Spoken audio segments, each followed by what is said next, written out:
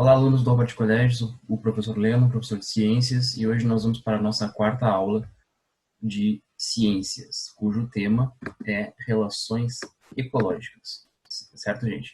Então, olha só, sempre que acontece uma relação ecológica, ela acontece devido ao fato que um ser vivo ele vai interagir com o outro. A gente tem uma infinidade, infinitas interações, certo?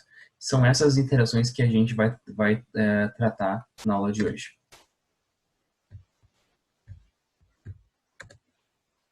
Então, as relações ecológicas, elas podem acontecer basicamente de duas formas.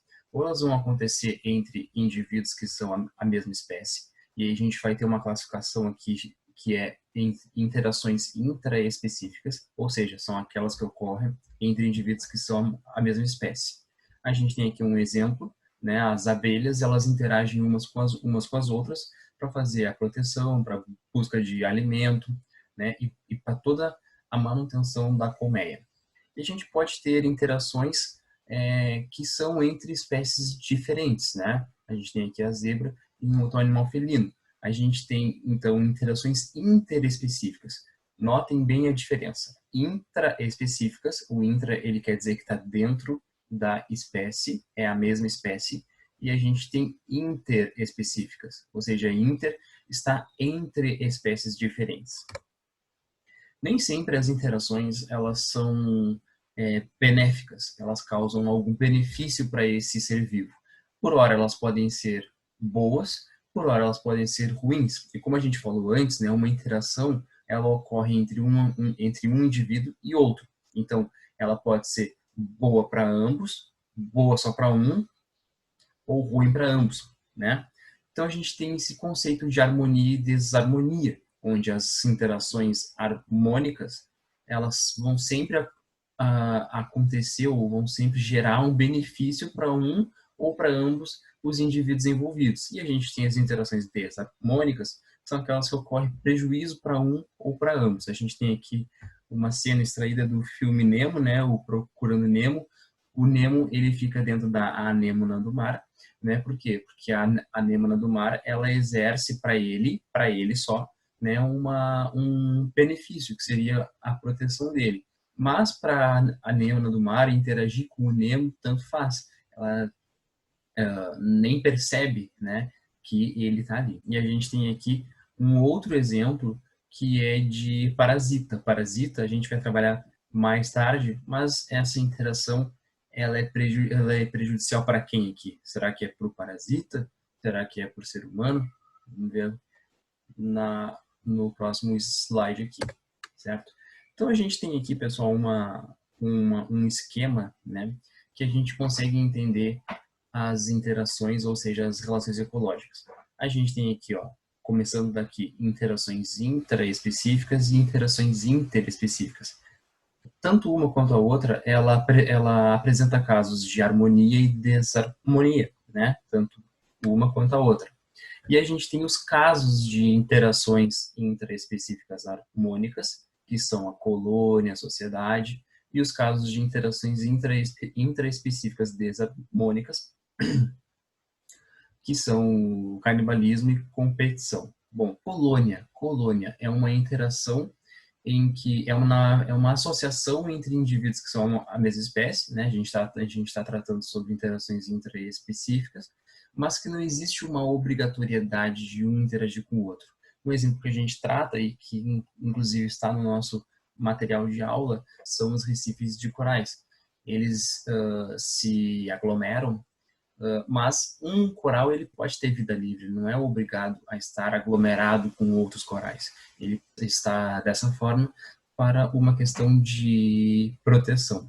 Já a sociedade, a gente tem casos em que a interação entre indivíduos que são a mesma espécie, ela é obrigatória, ou seja, existe uma dependência. Um ser vivo dentro da mesma espécie, ele depende de outro também, né? A gente tem as abelhas, a gente tem as formigas, elas precisam viver em sociedade, por quê? Porque elas se ajudam, né? Existe uma ajuda mútua.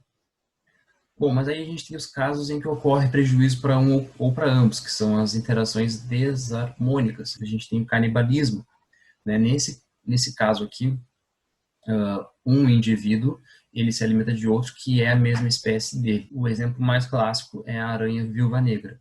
Depois de ocorrer o acasalamento, ela se alimenta do macho devido ao fato que ele tem os nutrientes necessários para, uh, para fazer então a maturação dos ovos dela. E a gente tem a competição, que é quando dois indivíduos eles disputam o mesmo recurso.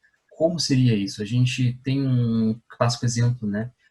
Por que as árvores, né, uma árvore e outra, elas são a mesma espécie, por que elas crescem para cima? O que tem em cima que não tem no lado? Né? Ou o que tem em cima que tem a maior quantidade que não tem para os nossos lados? A gente tem a luz do sol, então as árvores elas crescem para cima. Se vocês observarem, sempre a copa das árvores, sempre existe uma questão de mesma altura, né? Por quê? Porque sempre que uma árvore cresce mais, ela gera sombra para outra. Então, ela força essa árvore a crescer mais.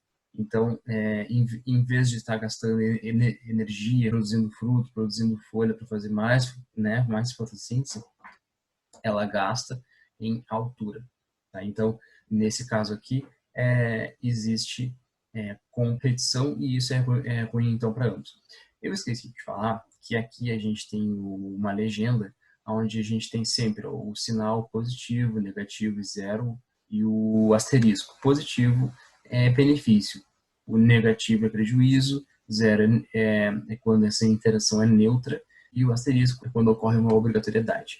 Então a gente tem aqui em colônia que ocorre benefício para ambos.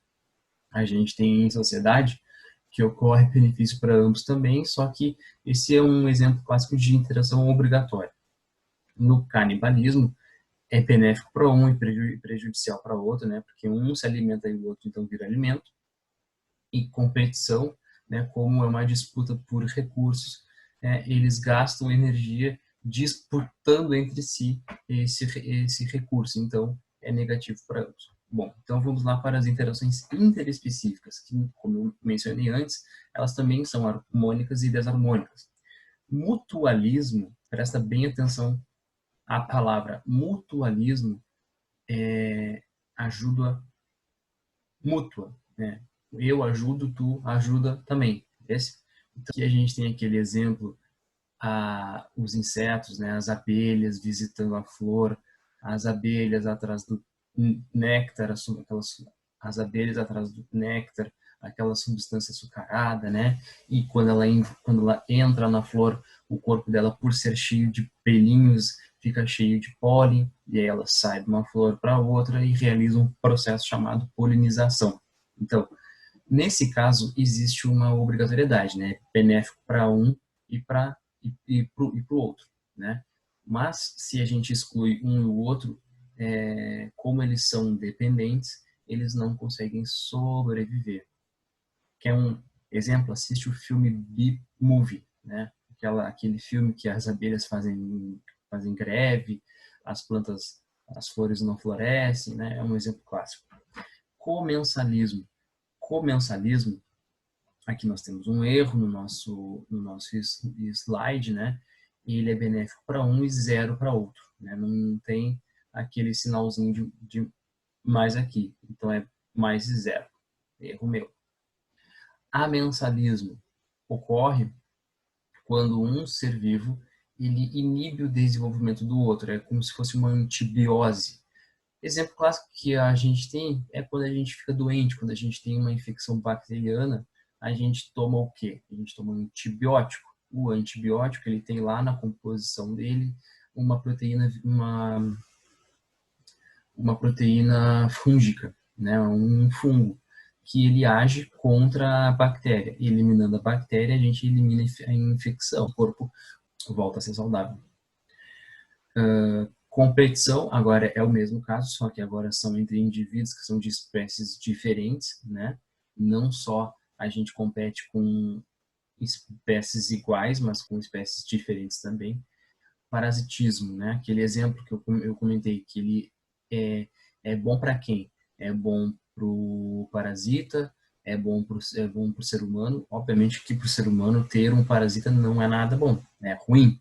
Então, nesse tipo de interação é benéfico apenas para um e prejudicial para o outro. No entanto, né, é obrigatório que este indivíduo aqui ele interaja, porque é de onde ele vai retirar alimento, é de onde ele vai retirar proteção.